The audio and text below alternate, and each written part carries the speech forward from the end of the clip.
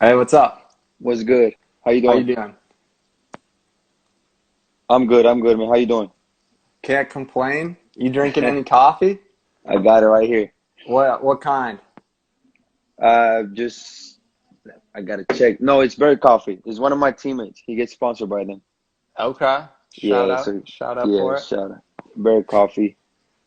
Just one Splenda. That's how I drink. One Splenda? That's the Mhm. secret. Mhm. I like it. I like it. All right, guys, welcome back to another Footy and Coffee Conversations. Excited for today's guest. I think you have a pretty unique and different story, maybe. So I'm Little bit, yeah. excited to hear about it. Excited to hear your journey to where you are now. So just to start, if you want to say your name, where you're playing right now, and what position you are.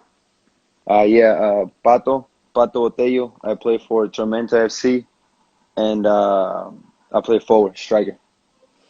So you obviously you were born in a different country. Um, Yeah. talk a little bit about your experience growing up, how you ended up coming to the U.S. and what youth career you were playing for, that type of thing. Yeah. So I was born and raised in Monterrey, in Mexico. Um, I play there like in my school team or like and then a couple clubs like local. And then I moved to the US when I was 16 or like about to turn 16, my sophomore year of high school. That's when I came over here. But yeah, in Mexico I played like my school teams and stuff like that. My dad decided to move just for, better lifestyle over here and stuff like that. So he brought everybody here with Now, did you speak any English when you first moved to the U.S.? a little bit, nah, not a lot. Like just the basics. Nothing. Like I was struggling in high school. Uh, I had to take like that English as second language and all that because I didn't know it like a lot. Yeah. Did you find that soccer was a good way to connect and make friends then? Because, if you're not as comfortable with the language, you don't need to be able to speak so much to be teammates and get along and be friends. Yeah, definitely. For me, it was just like, I mean, as soon as I came here, I wanted to play. I didn't know anything about like club and college and any of that. I just wanted to play like for the school team or whatever. And but yeah, definitely, I thought it was gonna help me not just get better with the language, but just have something else to do because I was new here. I didn't know anybody, but my brother. He was a year older than me, so he was in high school with me as well. And just meet more people, make new friends, and do what I love.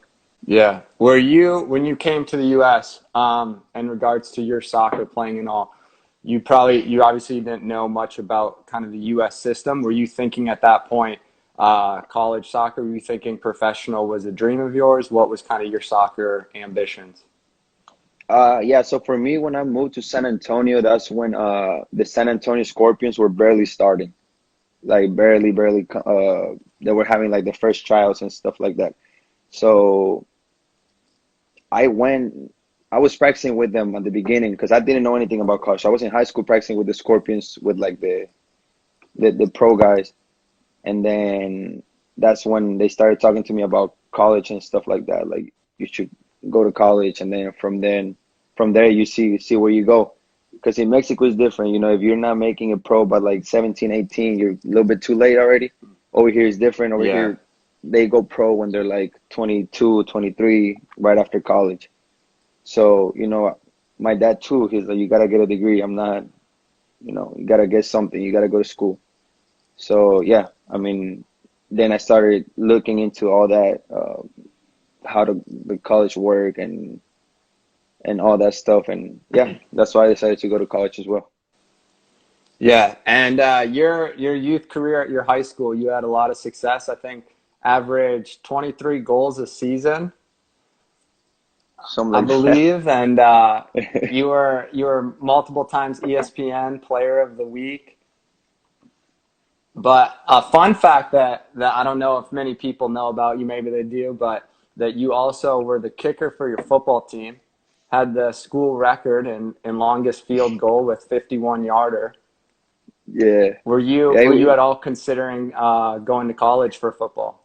I was at one point. I wasn't at first just because I did it just to help out more than anything because I did it my first year out of curiosity. Like I never kicked before or anything, so I was like, let me try it. You know, the atmosphere was unreal. And then my junior year, I did it again. Uh, it was, I had fun and whatever. And then my senior year, that's when I had a really good year, and I made the all-state team. Uh, so it was big, and then that's when school started reaching out. It was a few walk-ons, a few D1. One school offered me, UAW offered me as a kicker. Yeah, no, I kicked also in high school, so I understand. At some point, you're like, do I go college with it? It'd be a lot Yeah, easier, yeah, but then there's always like, you kick like what 5 times a game, and you stand on the sideline the rest of the day, and there's something about yeah, soccer that you don't get when you play football. yeah, exactly. I'm just there. I'm looking at the stands, see if I like see people that I know, and that's it. I'm not really paying attention to the game. I didn't really care for it, to be honest. Yeah, no, I understand completely. So then, talk about your recruitment then for soccer for college. Were you looking at multiple different schools? How did you land on the university you chose? Yeah, I mean, for me, I wanted to stay in San Antonio for college. That's where my family was, and I'm always been close to my family. So it was kind of like, let me stay in San Antonio. Like there's a D1, a D2, a D3, and an NAIA school in San Antonio. So you have everything there, right? Hmm. So for me, I got an offer from the four schools there, and it was just kind of let me see which one I like more. I visited all of them, and St. Mary's was the last one I visited. Uh, so as soon as I visited St. Mary's, it was like, yeah, I want to come here. Like I didn't feel that one with the other schools. It just kind of clicked, and I was like, this is the school. Like if something were to happen where I get hurt or something like that, I would still want to go to school here without soccer. So that's why I picked St. Mary's. Which I appreciate you saying that, because that's something that I hope our younger listeners really take to heart. Is as much as picking a school based on the soccer program is important, you also have to like the school outside of soccer, because if you end up getting injured or deciding soccer is not for you anymore, you don't want to have to transfer and leave all your friends just because Yeah, the only reason you went there is because of the program. exactly. Yeah, you got to put everything into consideration when you're taking like a big decision like that. Because for me, it was, a lot of guys want to 1 year, 2 years, and then transfer, and then you never know how many like credits you're gonna lose, and at the end of the day, you're there to graduate. You want to get a degree. So for me, I'm like, I'm gonna 100%. come here and I'm gonna do my 4 years here. 100%. Real quick, I saw Perfect Soccer commented, so shout out, repping their Perfect Soccer gear today. So thanks for the support, Hey. Perfect Soccer. Um, so then I think your first goal in college is probably a storybook of the first goal you can get. Tell us about that. Yeah, so it was the first game of the season. It was the home opener, and I want to say it's like the first ball I touched the whole game. I mean, it was the first half. It was early, kind of early in the first half, but we were playing West Texas A&M. They were a good team, weren't doing much, and then I think I want to say it was Chino Juan crosses the ball, bounces, it hits off my chest. It was a bad touch, hits off my chest, it goes up, and it's kind of just like that's the only thing you can do. You can't bring it down in the box. There's like two defenders on you. You just hope for the best, right? I mean, yeah, that's about as nice of a goal you can ask for to start your career. Obviously, a bad first touch, but finishing it with a great little bicycle gets the crowd excited. Yeah, yeah, it was good. It felt good. So then, how did your college career kind of go for you personally? Yeah, How was your uh, development? I think I got better every year, and it was because of the work I put in outside, and I think also like the people that were coming my way, like not just players, but like the coaches and stuff like that mentor me. I had three different head coaches in 4 years. Oh wow. Yeah, in my school. So the guy that recruited me, Coach Michael Bonelli, he was in my freshman year, left after my freshman year. Then they brought Coach Matt Barnes. He coached for I want to say San Francisco State before us, and he was also the coach for the Midland Sockers for the PDO and PSL team. So he came, and that's when everything really changed my sophomore year. He told me, you got to change your diet, the way, I'm gonna start working with you on finishing, on, after practice, before practice, just better overall with him. And then he was in my sophomore, junior year. Sophomore year I did decent. I was out like half the season, and then my junior year I had a really good junior year. And then he leaves after my junior year to get the Turks and Caicos national team head coaching job. And Coach Johnny, which Wow. his assistant took over my senior year. And my senior year I had a good senior year again. And I just think I got a little bit better every year in college, and due to the people that were mentoring me, and also the work I was putting off the field. Yeah, I mean, I think you led your team in points, goals, and assists sophomore through senior year, which was incredible sophomore year too with your injuries. But senior year, you really exploded with 18 goals and 6 assists. So clearly, you can see that they continue improvement going up those 4 years. At what point Yeah, in yeah. the college 4 years, in what point in the 4 years of college are you thinking, okay, professional soccer is not just a dream, but now it's maybe a realistic option for you? I think realistically it was after my sophomore year, when after my sophomore year, Coach Barnes got me to go play PDO in Dallas for Texas United, and I had a good summer. I think I led the team in goals there too.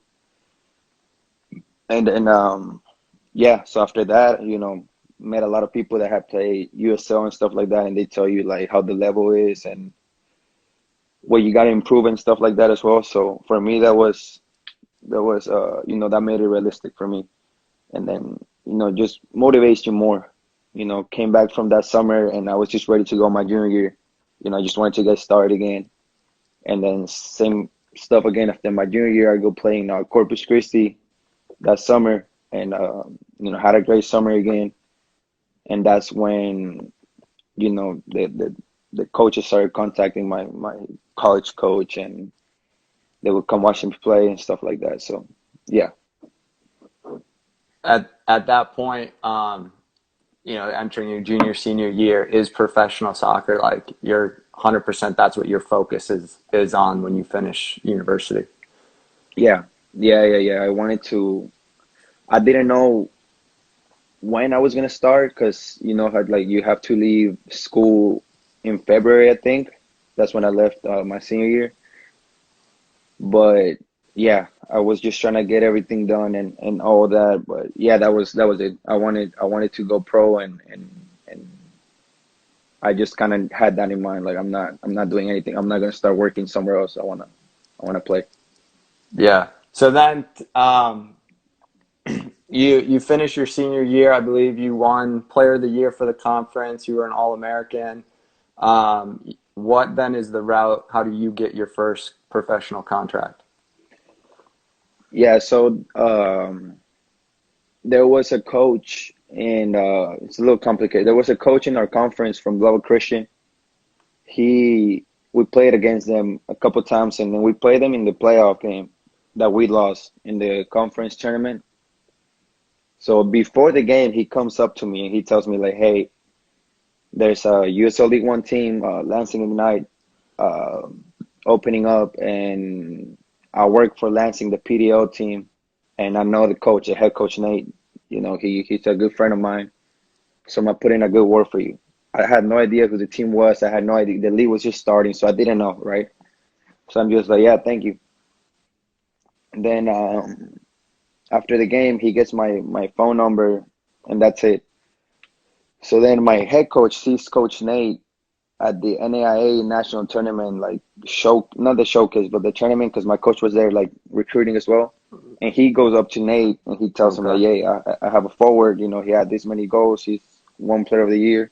So Nate is like, I actually just heard from him from the Level Christian coach, and he's like, yeah, I'm very interested, this and that. Let me send me his film. So my coach sent him film like 2 days after he reached out to me, and he was reaching out to teammates, my PDL coach. So everybody was calling me like, hey, like the Lansing coach just called me asking about you. So yeah, I think I signed with Lansing in December, I want to say. Yeah, in December, and Yeah. then left to Um, Lansing in February. yeah. So I don't know if you know, but Nate was my college assistant coach, and Tim Daniels and I played on the team together. He lived one Oh, floor above really? me in a dorm. Yeah. Yeah, I didn't know that. Yeah. So and Kyle Carr and I, my senior year of university, we played center back together. So Also, Kyle was your partner. he was my partner when he wasn't just going rogue up the field. You know, he wasn't a true center back. I'll say that. Nah, he's a grade six, Um, eight. yeah, yeah. So what's your experience then? It's your first professional contract. There's differences to the professional game than college. For Yeah. you, obviously, you're moving to Michigan, which weather-wise in February is a lot different than Texas. What's kind of that first, maybe month or so of preseason and all like for you? Tough, like real tough. That was the first time I saw like, well, the second time. It snowed once in San Antonio, but it wasn't like real snow. So for me, Yeah. that was like a shock, right? We're driving every morning. We're driving like, sorry, 45 minutes to like an indoor facility in Vans so we can practice there, and it's different. Like the level is way higher than I expected, or I think I was just going with that mentality. Like, I've been killing it every team I go to. So let me just do my thing here, and it's different, and it's a reality check, right? And so yeah, it cost me a little bit at the beginning to adapt to the game, and after a couple months, I think I got used to it, and was able to be successful. But yeah, it was difficult. It was real difficult. Just adapting to everything, away from my family, weather, new teammates, new system, and obviously the level was higher. Yeah, was it something we talked about with other players on here is, college soccer is a sprint of 2.5 months of just work, game, and then the season's over, where the professional Yeah. season is a much longer, kind of drawn out process. Did you find any difficulty at first, kind of when you hit, 3, 4 months in and you're like, oh, we're, hitting the halfway mark now instead of the season should be winding down in the college, playoffs or whatever? Yeah, you definitely gotta take care of your body, and I wasn't a guy that I was used to that. Like after college games, we were supposed to have like ice baths, and I was out. Like I'm not doing that. I'm not getting. I hated it. Let me go with my friends. Let's go eat somewhere. Like right now, I'm not doing the ice bath. Uh, all that stuff. I just wouldn't take it serious, and it's something that I wish I did. And when I got to the pro level, after the like you said, the third, 4th month, you're like your body starts like asking for help basically. Like you gotta start stretching before before you even stretch with the team. You gotta do your pre-activation. You gotta do ice baths after practice, not just games now. Like you gotta ice everything. You gotta stretch in your free time, do yoga, do stuff like that. Just little stuff that will put you above other people, if that makes sense. Yeah, 100%. What was for you personally? I know we talked with Fricky and we were talking about how kind of the season started out slow. You guys, were playing maybe a little bit different style, and obviously with a lot of first year professional players. But then it kind of hit about midway through the season, and things started clicking. Yeah. And at that point on, you guys just kind of rode a wave the rest of the season. For you personally, how did the season go? Yeah, well, for me it was different because I wasn't playing at the beginning. The first couple weeks I wasn't even making the squad. I was staying at home, right? And then some stuff happened. Got my opportunity, and I think it was when we went to Dallas, which was great for me. I was coming off the bench a couple games and whatnot, like last 10, 15 minutes of the game. So it was just kind of whatever. But then we go to Dallas and we play North Texas, and I play around like 30, maybe. I want to say 30, 35. And that's when I score my first goal. And from there, everything changed. After that goal, I was starting like basically every game after that. What obviously you're a player that, for your college career, your high school career, you're starting, you're playing a lot of minutes, everything like that. What's that kind of first experience of not being a starter, not being on the roster? Was it mentally difficult to, still train the same when you weren't getting the minutes, or were you able to, how did you overcome that, I guess? Well, at first it was just that it hits you like shit. I'm not playing, and you show up to the games and you're in the bench, or you're not even in the bench, you're in the stands, and you're like, dang, like it's like that right now. But in practice, now I always practice the same, I think, and it was better for me in a way because as a backup striker, I was going against the starting center backs, which was like Freaky and Stoneman, and I think it got me a lot better. Like going against them, and Freak is always training like 110%, so he's pushing me in, and I'm, battling with him in practice. And for me, that made me better, but I always practice hard. I think I want to say it did motivate me in my off time. I was going to the gym every day, especially because I wasn't playing. So I'm like, let me do something when I would be on the bench and I would only play 10, 15 minutes. I was doing sprints after the game, just stuff to keep me there, just so I could be ready for that moment. And the Dallas moment came, and I was ready for it. And thank God I scored that goal because that changed everything. After that, just went up.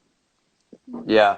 And I think that's good that you were, you said, oh, I was taking sprints and stuff after the game if I didn't play so much, because there's a lot of players who don't maybe take that attitude with it. And then, they don't realize they're just putting themselves farther behind their chance of starting, because if you have a game Saturday, Friday's a light training. Yeah, Saturday, they're not playing or playing 10 minutes, so they're not doing much. Sunday's a recovery day. So now you have, 3 days in a row that you haven't really worked hard while the other guys have worked hard, and you're just that gap just continues to grow if you don't take ownership on your own to do something to stay ready when it's exactly. your time. Yep. You had 7 goals and 3 assists, I believe, for the season. 7, yeah, Okay, yeah, so that's a solid number for a rookie year. I'm sure yeah. you feel good about that, especially maybe not starting so many games to start. That's a good way to finish the season. The team has a lot of success. Are you at that point? Are you thinking, this is a place I'd like to come back to the next year? What are your kind of thoughts at that point? I mean, I had the option with the club, so being realistic with myself, I was already putting myself in Lansing for another year. I thought I'm gonna be back here next season, and with the success we had and the people that the group core that was coming back, I felt comfortable. I said we can take it next year. We can win it all next year. But yeah, I thought I was going back to Lansing. If I'm not gonna lie to you.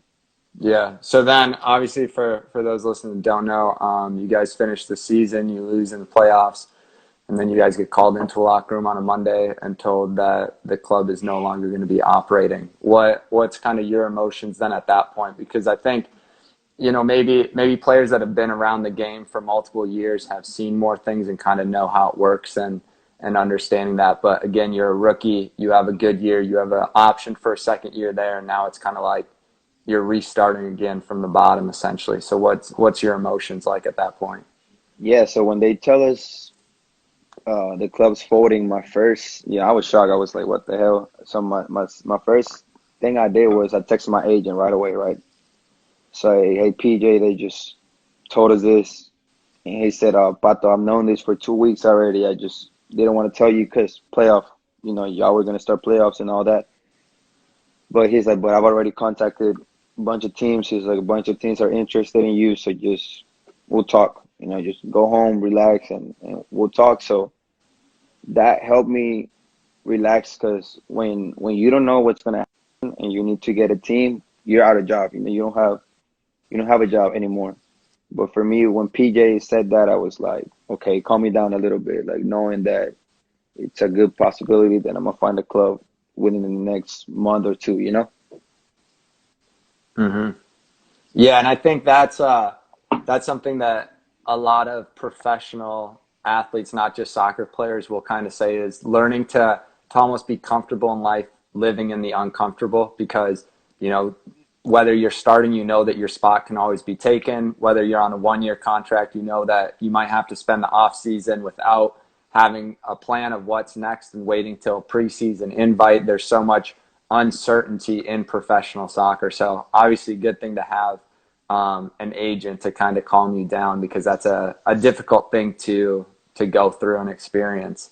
Yeah. What's the process like then for the new club now with Tormenta that you're with? Yeah, so he Tormenta was actually the first team that hit up my agent.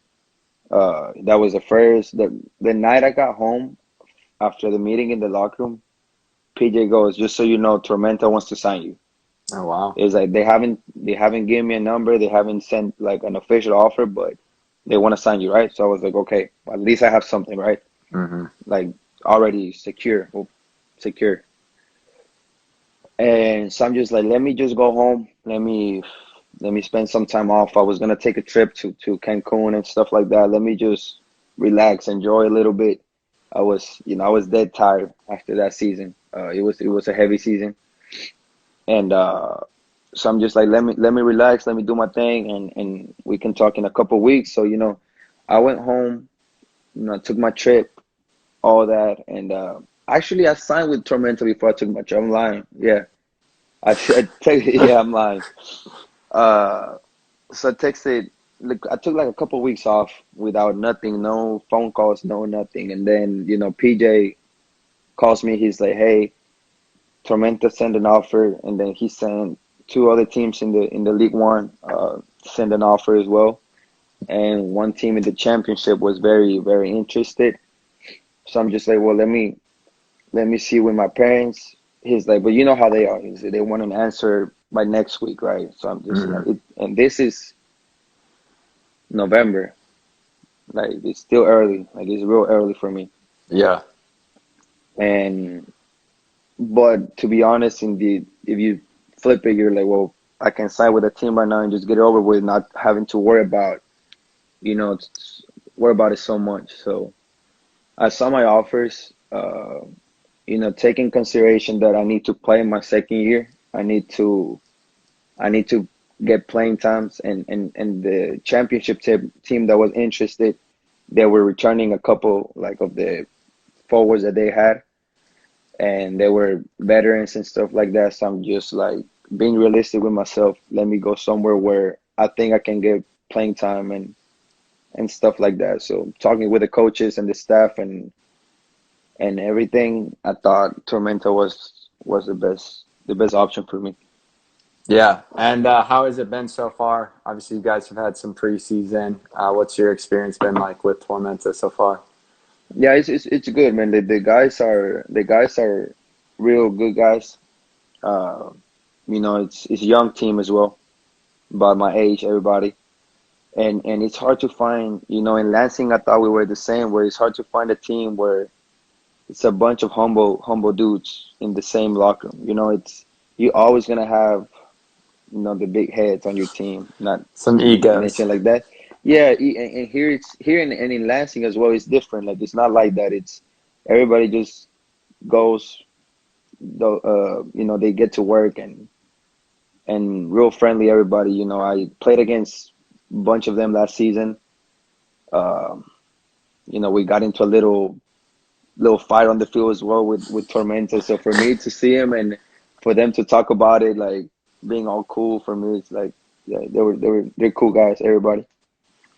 Good. Yeah. No, that's I'm sure it's exciting to be with the new club, but also frustrating for you in the sense that just as you guys started to really gel and get going as a team, now you're unable to be training together and all that. What's we've been calling it kind of separation season.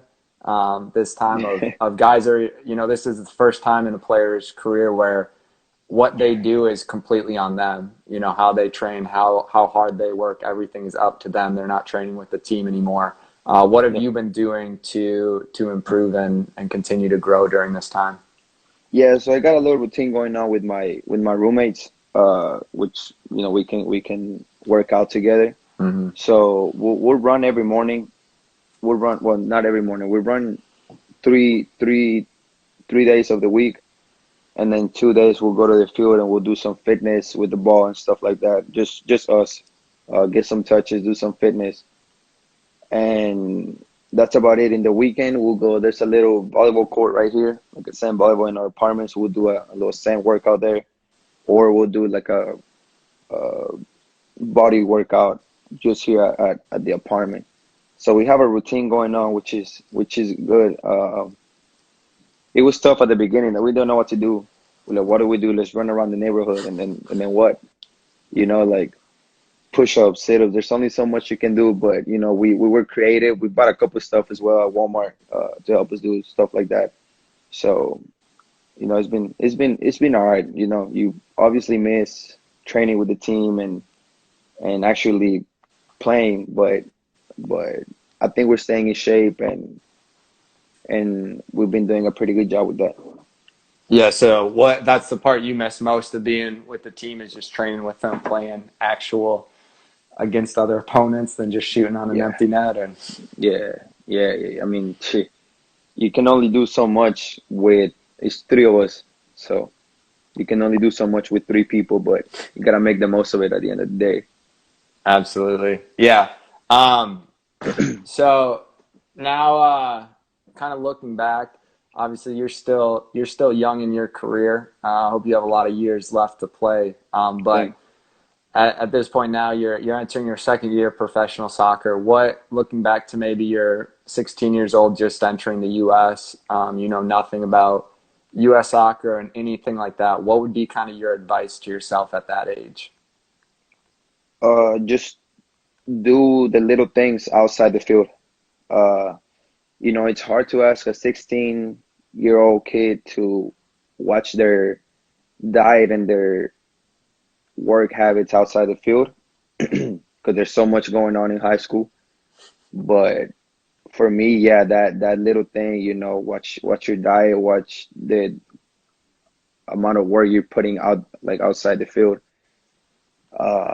Just because I think if I would have done that from a younger age, then I probably would have been a different player. Because it took me a bit to get used to all that, and put it in my head like, hey, like you gotta fix this and this to be elite, not just good. Because obviously when you're good, but that's not enough.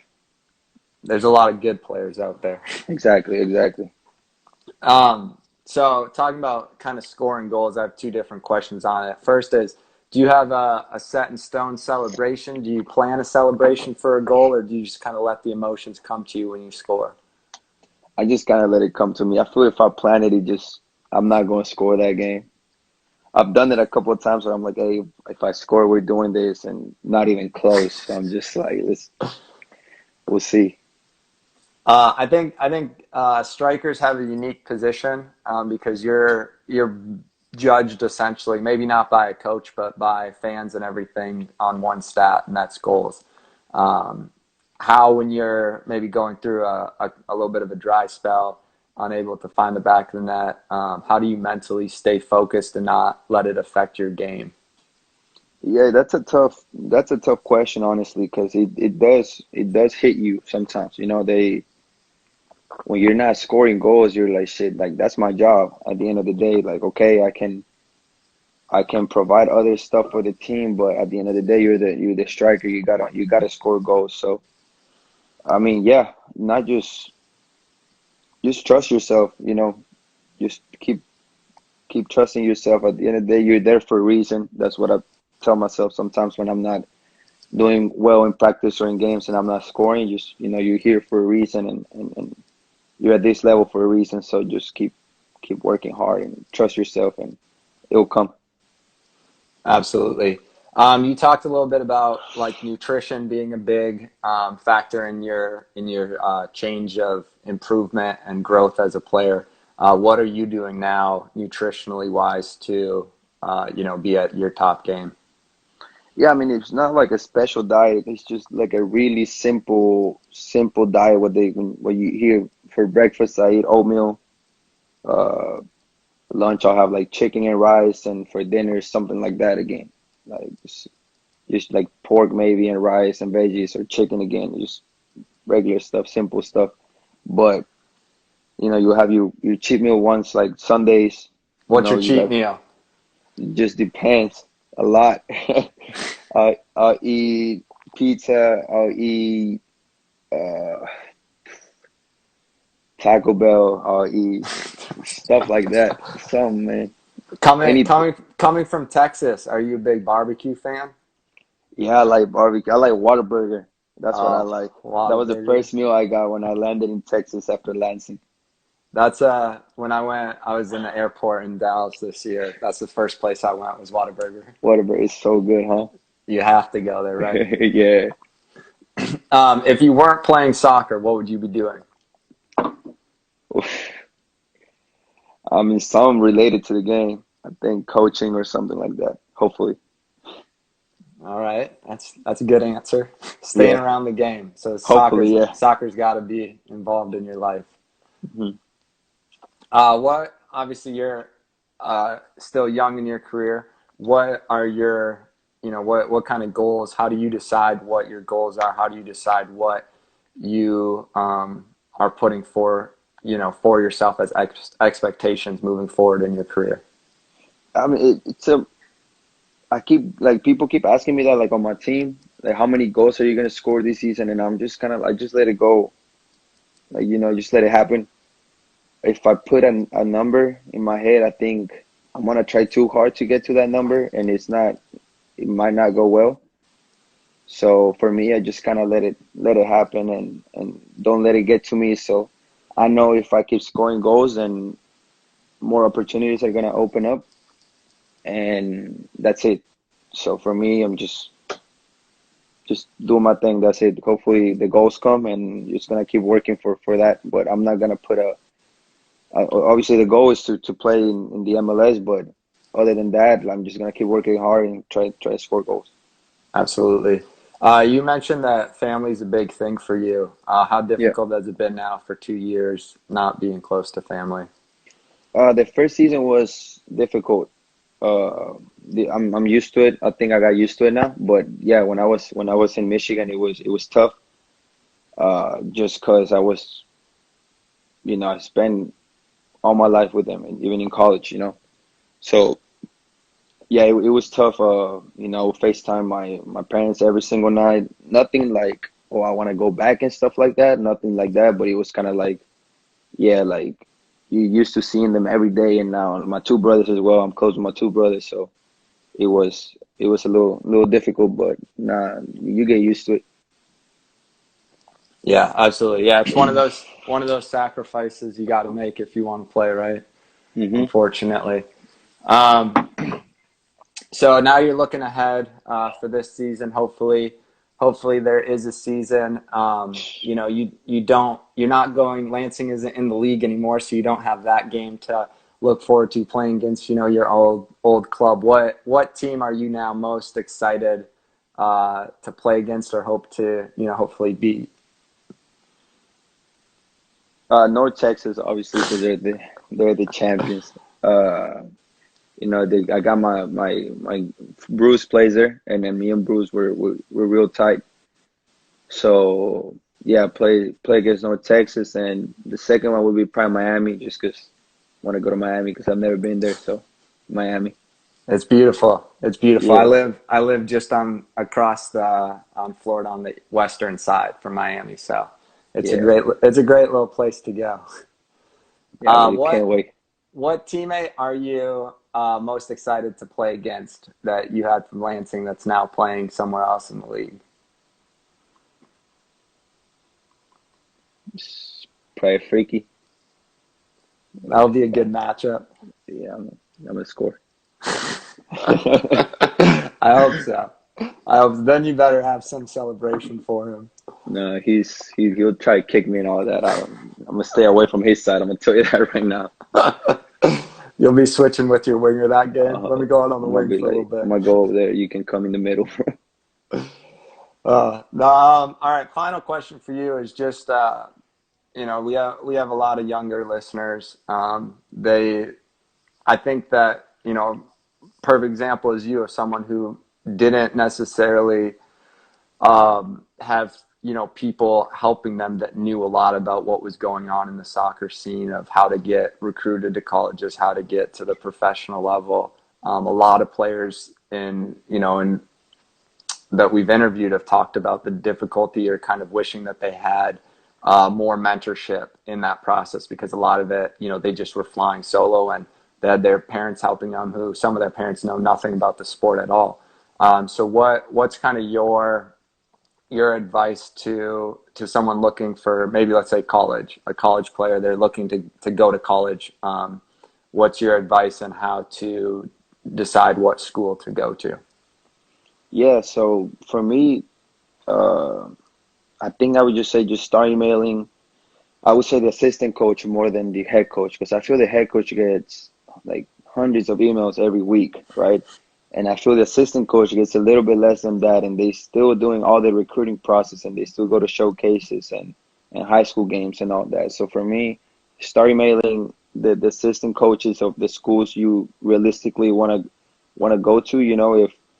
If maybe your dream is to play in say, I don't know, Michigan State or some big D1 school, but you gotta also be realistic with yourself. It doesn't mean you're not gonna make it pro. Like myself, I went to a D2 school, and I'm here, and I've known people that got drafted from D3 schools as well. So don't really pay attention to the division. Be realistic where you can see yourself playing and enjoying it, and send a bunch of emails and just do your job. You're not gonna have. My parents had no idea what to do with college either, so it was kind of me reaching out to coaches and inviting them to my club games, to my high school games, and sending them the schedule. I'm gonna play here this date, and hope for the best, because you never know when they're watching. They might not even tell you they're going to the game, and that happened to me a couple of times. Had no idea the coaches were there watching, and they hit me up after the game like, "Hey, I was there." And it feels good when you finally start getting noticed. 100%. Yeah, thank you for that. I'm excited for when hopefully the season gets going and we can watch that matchup again, you and Fricky at Greenville. I'll be tuning in for that game. I can't Yeah, wait to see it. I appreciate though you taking time to share your story and share the advice that you've learned. Excited for you. Excited again. As I said, for your career, you're just starting out, and I'm excited to see what you can accomplish. So keep it no, up. thank you very much, man. Appreciate it. Yeah, man. Have a good night. You too.